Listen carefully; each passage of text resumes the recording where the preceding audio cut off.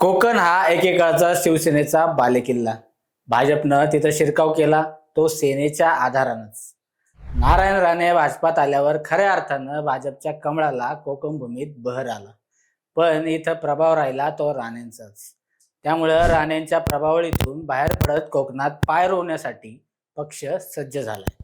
पक्षाचे निष्ठावंत नेते प्रमोद जठार यांना विधान परिषदेवर संधी देण्यामागं हेच आडाखे असल्याचं सांगण्यात येतं. भाजपनं मिशन कोकण हाती घेतलाय का?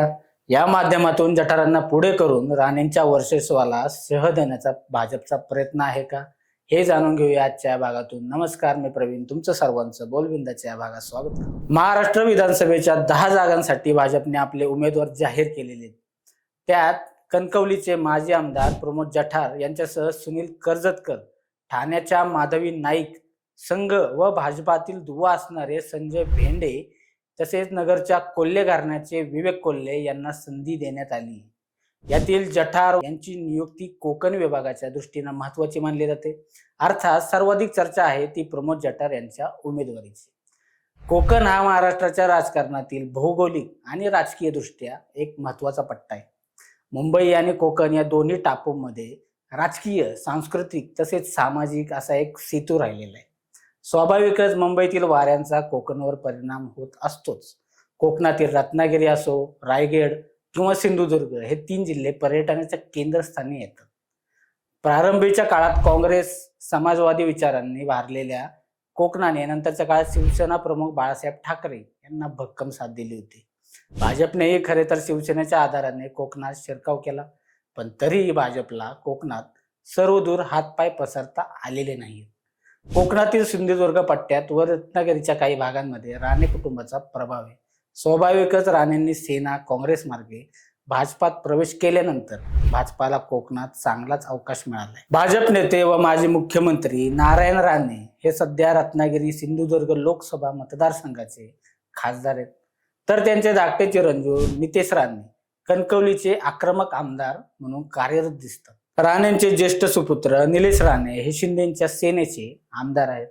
त्यामुळे पक्ष कुठलाही असला तरी राणे घराच्याच तिथं प्रमुख प्रभाव दिसतो. नितेश राणे हे हिंदुत्वाचा आक्रमक चेहरा म्हणून पुढे येतात. त्यांची आक्रमकता अरेरावी अनेकदा पक्षालाही अडचणीची ठरते.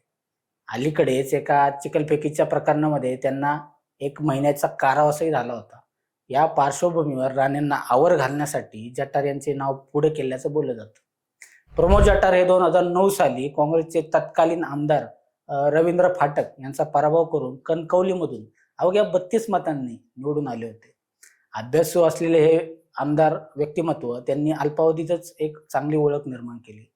उत्तम वक्तृत्व, त्यानंतर सर्वसमावेशक नेतृत्व यांचं हे पलस्थान आहे.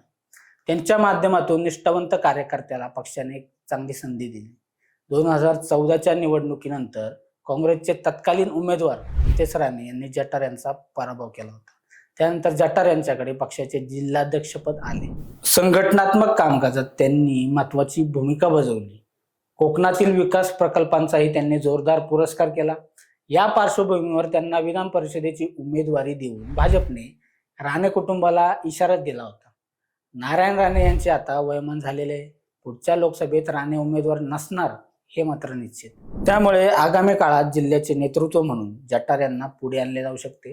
तर कणकवलीचा बेस असलेल्या नेत्यालाच विधान परिषदेवर घेऊन भाजपने नितेश यांच्या सुसाट वागण्याला चाप बसवण्याचाही प्रयत्न केलाय. कोकणात आयात नेत्यांवर फार काळ अवलंबून राहून चालणार नाही, तर स्थानिक नेतृत्वाला बळ द्यावे लागेल. तेव्हाच पक्ष वाढेल, मिशन कोकण फत्ते होईल हे भाजपने जाणले. म्हणूनच दीर्घकाळाच्या राजकारणासाठी भाजपने ही तिरकी चाल खेळली. तुम्हाला काय वाटतंय? कमेंट करून सांगा. आणि अजूनही आमच्या चॅनलला सबस्क्राईब केलं नसेल तर आजच करा. धन्यवाद.